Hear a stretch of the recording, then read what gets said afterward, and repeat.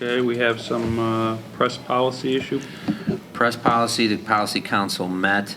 There were a few questions submitted. As you can see, most of the stuff we're recommending either no change to what the IASB is recommending, or we have a few minor edits, nothing major. I included the edits from the council. There were a few questions submitted, and most of those are grammatical or things that I can tweak with Mary Ann, but I wanted to highlight what I figured to be the three bigger questions. In 6:310, which talks about our PE waivers, and Kristen, this is something we want to make sure we start acknowledging. We're not going to accept the definition of their, because it's too broad of a definition, but we want to make sure that the hockey club is also considered for a PE waiver, because we do recognize that as a part of our clubs that we offer at Riverside Brookfield.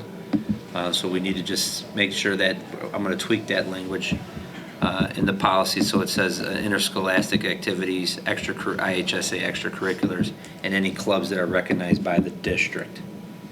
And so we want to make sure it specifically says by the district, so that it does not include any kind of outside clubs that are not sponsored. So a kid or parent can't come to us and say, oh, my kid plays for this volleyball club, they need a PE waiver. That does not warrant under school code what the PE waiver is for.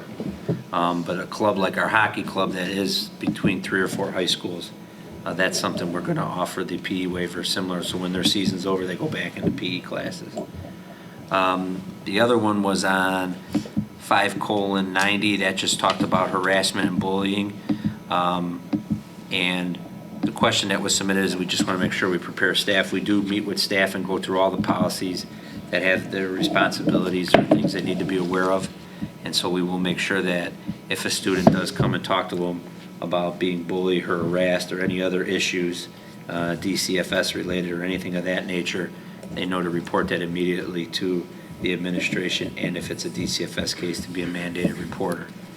And 5:200, services outside the district. I think that's a language thing that Mary Ann and I could tweak, but the main point, based on the question that was submitted, is what the intention of the policy is so that a service that a person is being paid for during the school day, they're not moonlighting and doing that within the district. It's something that they should be doing in their hours of employment. So you wouldn't want a social worker doing outside counseling within the district if that's something they should be providing to that student as a member of the district.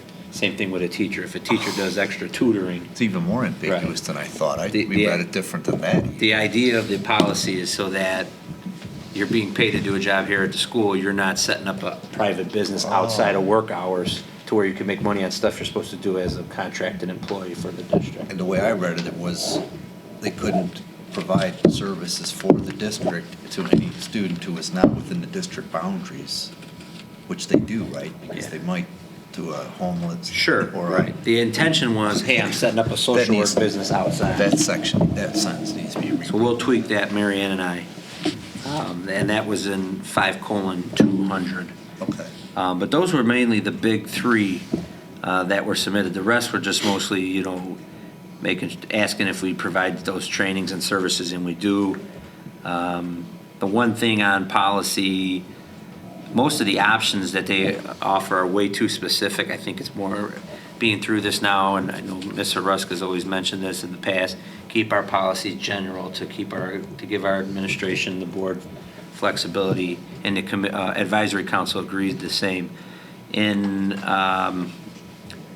On policy, the only thing we were adding, which can be confusing because we have edits, is that we're adding or designee on 6:50 about the wellness committee.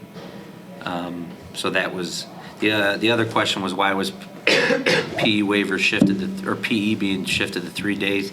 It doesn't really apply to a high school. As one of the examples, the state board of education tried to help us with unfunded mandates in the state of Illinois by shifting PE requirements to only 3 days a week. That might work at an elementary school where then the other 2 days they do their music and art or those types of things. But at a high school, what are you going to do with your PE? You can't run your PE classes 3 days a week, because then what do you do with those? So it doesn't really help our situation. So that language won't be applied. But those are the key questions that were submitted and discussed, and then that I received from other board members. So do you want to vote on this, or should we do a hold off for the tweaks? I could put it on the consent agenda next week if there's no other questions. Is there any that are required to implement because it changed the law in January? The IASB sent out a ruling on the one that, HIPAA one? yeah, we should be okay. They sent out a very confusing thing.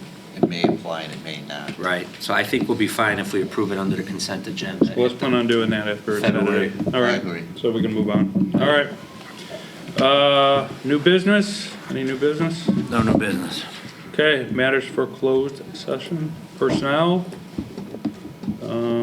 Do we have any student discipline? Purchase, lease of real property, probable imminent and pending litigation, collective negotiations, school safety. The only action item I believe is personnel. All right. There may be some discussions on the other. Resolved, Board of Education, Township High School District 2A, Cook County, Illinois, enters closed session for the purpose of considering appointment, employment, compensation, discipline, performance, or dismissal of specific employees of the public body or legal counsel for the public body, student discipline, purchase or lease of real properties, probable imminent or pending litigation, collective negotiations, and school safety. Second. Mary? Yes. Yes. Yes. Yes. Yes. Yes.